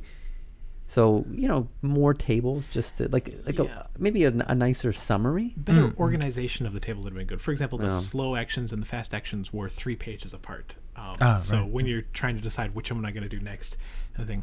Actually, if we're going to go into the criticisms, that's probably my biggest criticism of the game, is that the book is written a bit unpolished. Some of the page references are incorrect. Some of the charts, for example, have different names. For example, when you roll a mishap on your spell, it says roll a critical hit on the horror table. There is no horror table. There's a mental critical hit table, so we guess that's what it is. There's some typos, misspellings, mistranslations. Right. But that said, the one side to that is that I don't think, after reading everything, there was any rule that I didn't understand. Yeah, there was. I was thinking that because we were playing the Pathfinder playtest. And there were some rules where we had to look online. Heck does this do? Because we couldn't understand what the rule was trying to say. Right. And for some pretty not obscure things, but really common stuff. Right. And there was something that was really awkward. I'm drawing a blank what exactly it was. Dual strike. No, Pathfinder. That's ingrained because it took so long. Because we're all getting together and what does this mean? Does it mean this or this? And we're like, well, it could mean either one. I had to look it up online. Yeah, and the person online wrote it much better. Yeah. But there's one particular rule where it was really awkwardly worded, but it was very clear what it was going to do. You're like, that's really not how you would phrase it. But there was nothing where I was scratching my head or anything like that. There was certainly rules that we forgot and didn't play correctly, but it was through no fault of the book. But there's a couple holes in the rules. For example, when we had a combat and my fighter hid in the grass and wanted to wait for the enemy to come charging at us, there's no rules that's written for holding an action or waiting for something to happen before you take your action, which is a pretty standard thing. Isn't there there's a wait, but it's not exactly what you wanted to do, There right? is an await action, but it's kind of a default action when you're doing the advanced combat. It's not in the basic combat rules that we were doing. I found out through the forums, just in case anybody else has had the same situation, that you can just do it. There is no special action to do it. You if you wait until the guy comes up there, then you hit him. Okay. Just FYI. I like that, though, that it wasn't so everybody roll perception. There was a lot of things that were simplified in the system where there really isn't a stat or a skill for it. If you're going to look for something, you'll find it. That those sorts of things I really like to not, make it so, okay, perception. What do I see? What do I see? Yeah. It's a very openly set system in that if you don't, the rules are simple enough and also they're written invitingly enough that you don't feel like there's any wall, if there's not in the rules, I can't try this or I can't do this. Right. I think these kind of dice pool games like World of Darkness, they really allow for that. It's just sure that the skill's close enough, so get the points or the dice you get from that skill and combine it with the attribute that most matches. Exactly. Right. And there's a lot of things in there where it just says this spell makes the person feel a certain emotion. You designate the emotion and the GM decides the effect. Great. Yeah, it's great. And since we are talking about the dice, Jeremy got the special dice, but they're pretty simple to just use regular D6 and that D12, D8, D10. We should say that you definitely make sure that you have different color. Yes, different colors, because you have your gear dice, your skill dice, and your is it skill or talent? Skills, and then your attribute dice. And it's pretty important that you know which is which when you make the roll. Right. Yeah. You're looking at 4 or 5 of each color for a player, and the DM you're going to need 50. Yeah. There's a lot. Yeah, and so they also give you a table if you don't have, because on their special dice they etch the success, the cross swords for success, and the skull for failure. And of course the higher sided dice have more successes. 1 is always the failure, but 12-sided die have multiple successes the higher you get. So you need to keep track of that. And of course, the color dice, because skill dice don't cause you any damage. They never hurt you. And gear dice only hurt your gear. Yeah. So you need to make sure that you keep track of that, because when you're rolling dice pools, and if they're all the same color, there's no way you're going to know what you just did. Yeah. But that's it. It's all easy. I mean, 1s and 6s, really. So. Yeah, it's nice. All right. Well, now move on quickly to the setting, and you're going to see why we're going to be only covering that quickly. Now, I found. I mean, briefly, what's the setting? We've touched on it, but it's basically this land that the gods created the fantasy races in, and the humans are kind of refugees to this land. So they're brought over, and they come over. With their gods, they come over with their gods, and so there's conflict between the gods. Kind of decide that these races aren't going to coexist. So where the humans have settled and where the fantasy races are settled are split. So there's the great split where they're divided by mountains. So they're not going to interact. And of course, humans find a way to get back into this fantasy land and find out there's gold and things that they want. Yeah. So then there are a series of wars between these races, and the final kind of thing that creates the apocalypse is the half-elf sorcerer that is kind of the main character, the main big bad in that history, opens a portal to the demon realm and then unleashes demons to fight for him. But of course, it gets out of control, and this blood mist descends over the entire land. Yeah. So the humans declare the Raven Lands as the Forbidden Lands, and no humans should live there. Yeah. And so you're playing in the time after the blood mist has relented. The portal is closed, but still all of the remnants of all of these series of wars and all of these kind of different cults and different bands that are worshiping different religions and are in conflict still exist in small amounts. So you're going to... The history comes up in bits and pieces as you're encountering. Yeah, for example, the Rust Brothers. Well, I think one's on the cover, right? And they worship. Big, not as powerful as huge. Yeah, so I mean, they like metal and wood, and they have the icons. Yeah. Like Jeremy said, there was like a lot of wars. So when you read the history, it's just like, and this battle, then this battle, and this battle. Yeah, it didn't suck.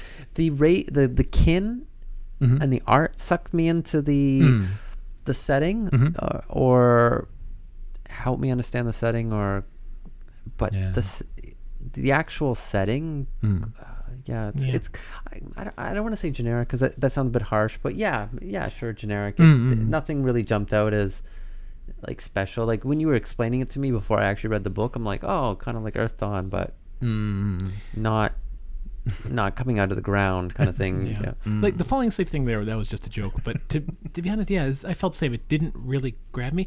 It's a long and rich history, and it feels like whoever created this, to be honest, it feels like they wrote the history of their campaign that they played when they were and a lot of history is like a series of wars and that, but there's also other things in between, and in the setting they don't do like, hey, like this was discovered or whatever. So you imagine reading like a military history, and he's like, this battle and this is like a history of the 100 Years' War, where like this a series of battles, but then don't get into any of the intrigue or something.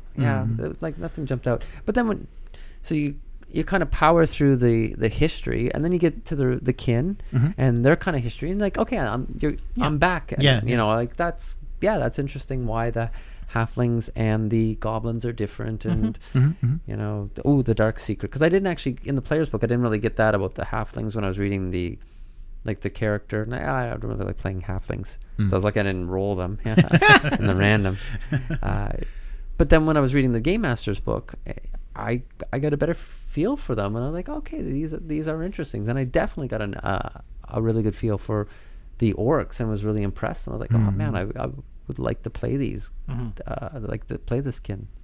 So I mean, I it's not, I mean, history in a game, sometimes it's important, sometimes it isn't. Like a game like Mutant Chronicles, I think the setting and the history of the setting is really important, and really brings you into the game, and it's so much so that you can play Mutant Chronicles at different points in the timeline. Yes.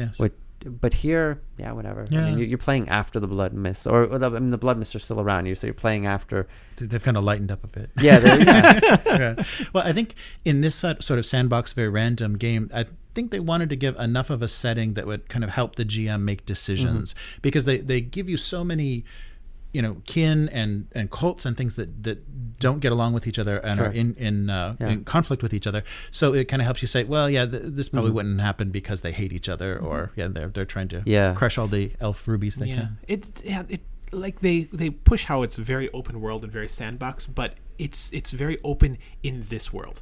It's I think we disagree a little bit. I think the setting gives the justification for why it's like survival fantasy.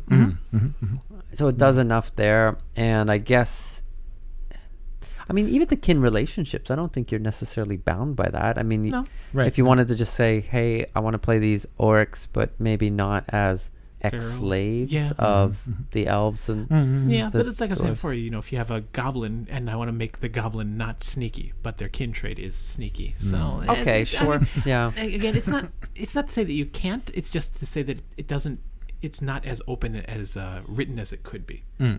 It's like this is the role that these things play. Right. This is how they're written for the system, which is great, because like I really do like the setting. The history is a little bit tedious, but the setting itself is great.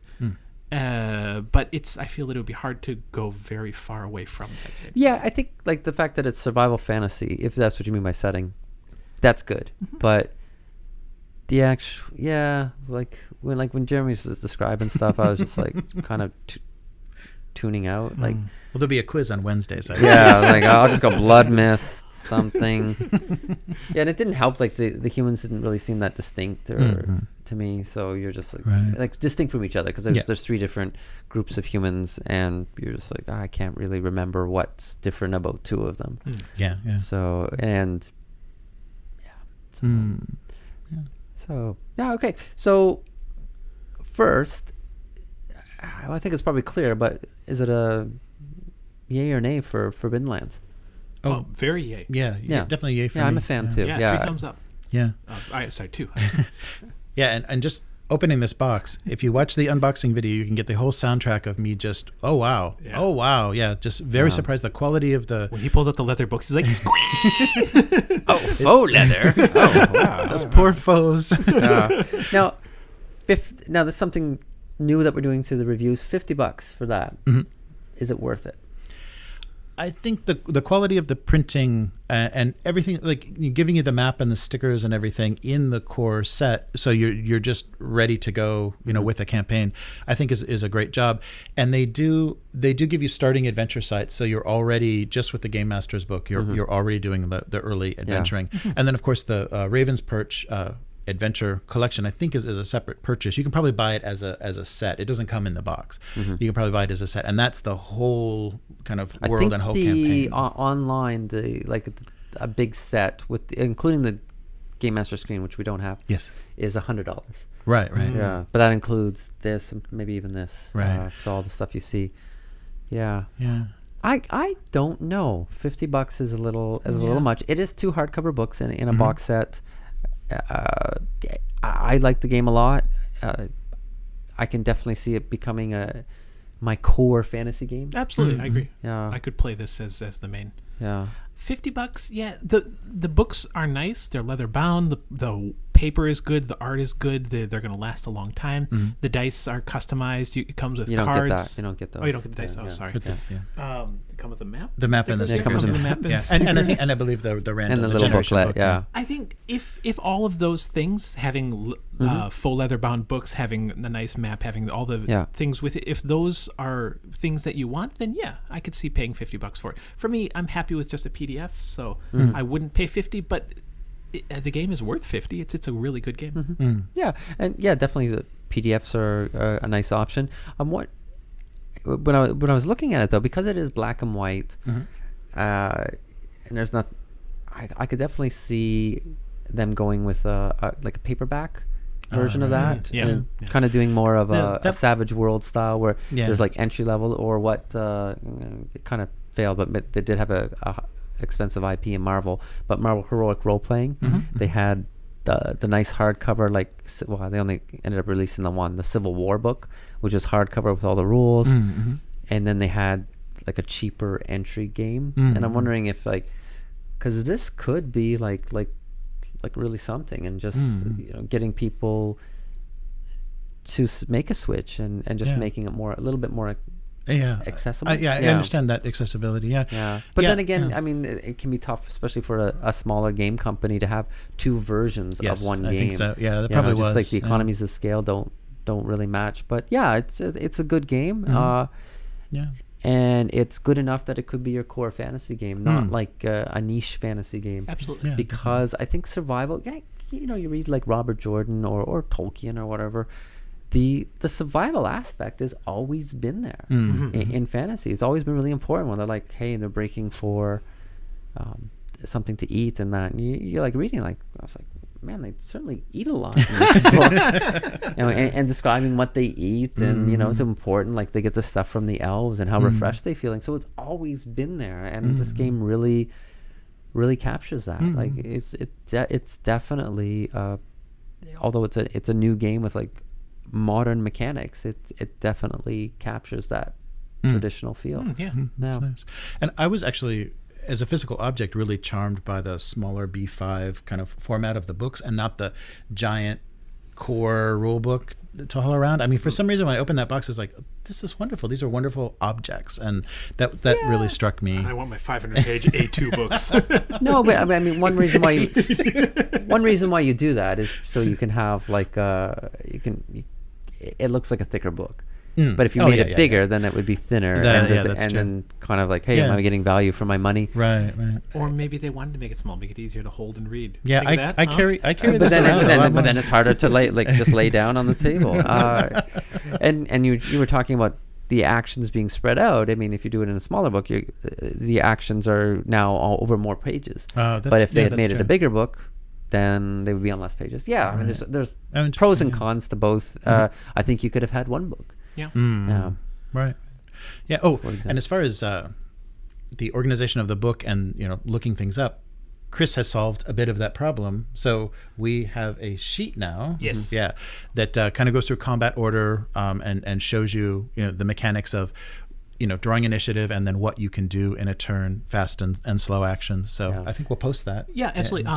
One of the things I suppose is missing is it's common for a lot of games now that in the back they'll put reference charts or kind of pages worth of GM screens. This doesn't have that, so we're making some.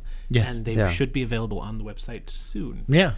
Yes, great. So keep an eye out for that. Yes. It makes things real easy. Yeah. All right. Nice. And keep an eye out for Forbidden Lands. Yeah. So it's on Amazon now, but probably in your local gaming store, or if not, ask them to send it, because I mean I know there's like some comic book stores or gaming stores where they'll just have Dungeons and Dragons and Pathfinder, so ask for it. Ask for Free League, and they've got quite a stable now. They do of games, so hopefully you see more of them in your gaming store. Yes, great. All right, well, thanks for joining us. If you like this review, please like, share, and subscribe, and definitely check out Forbidden Lands. We really recommend it. Definitely. Bye. Bye.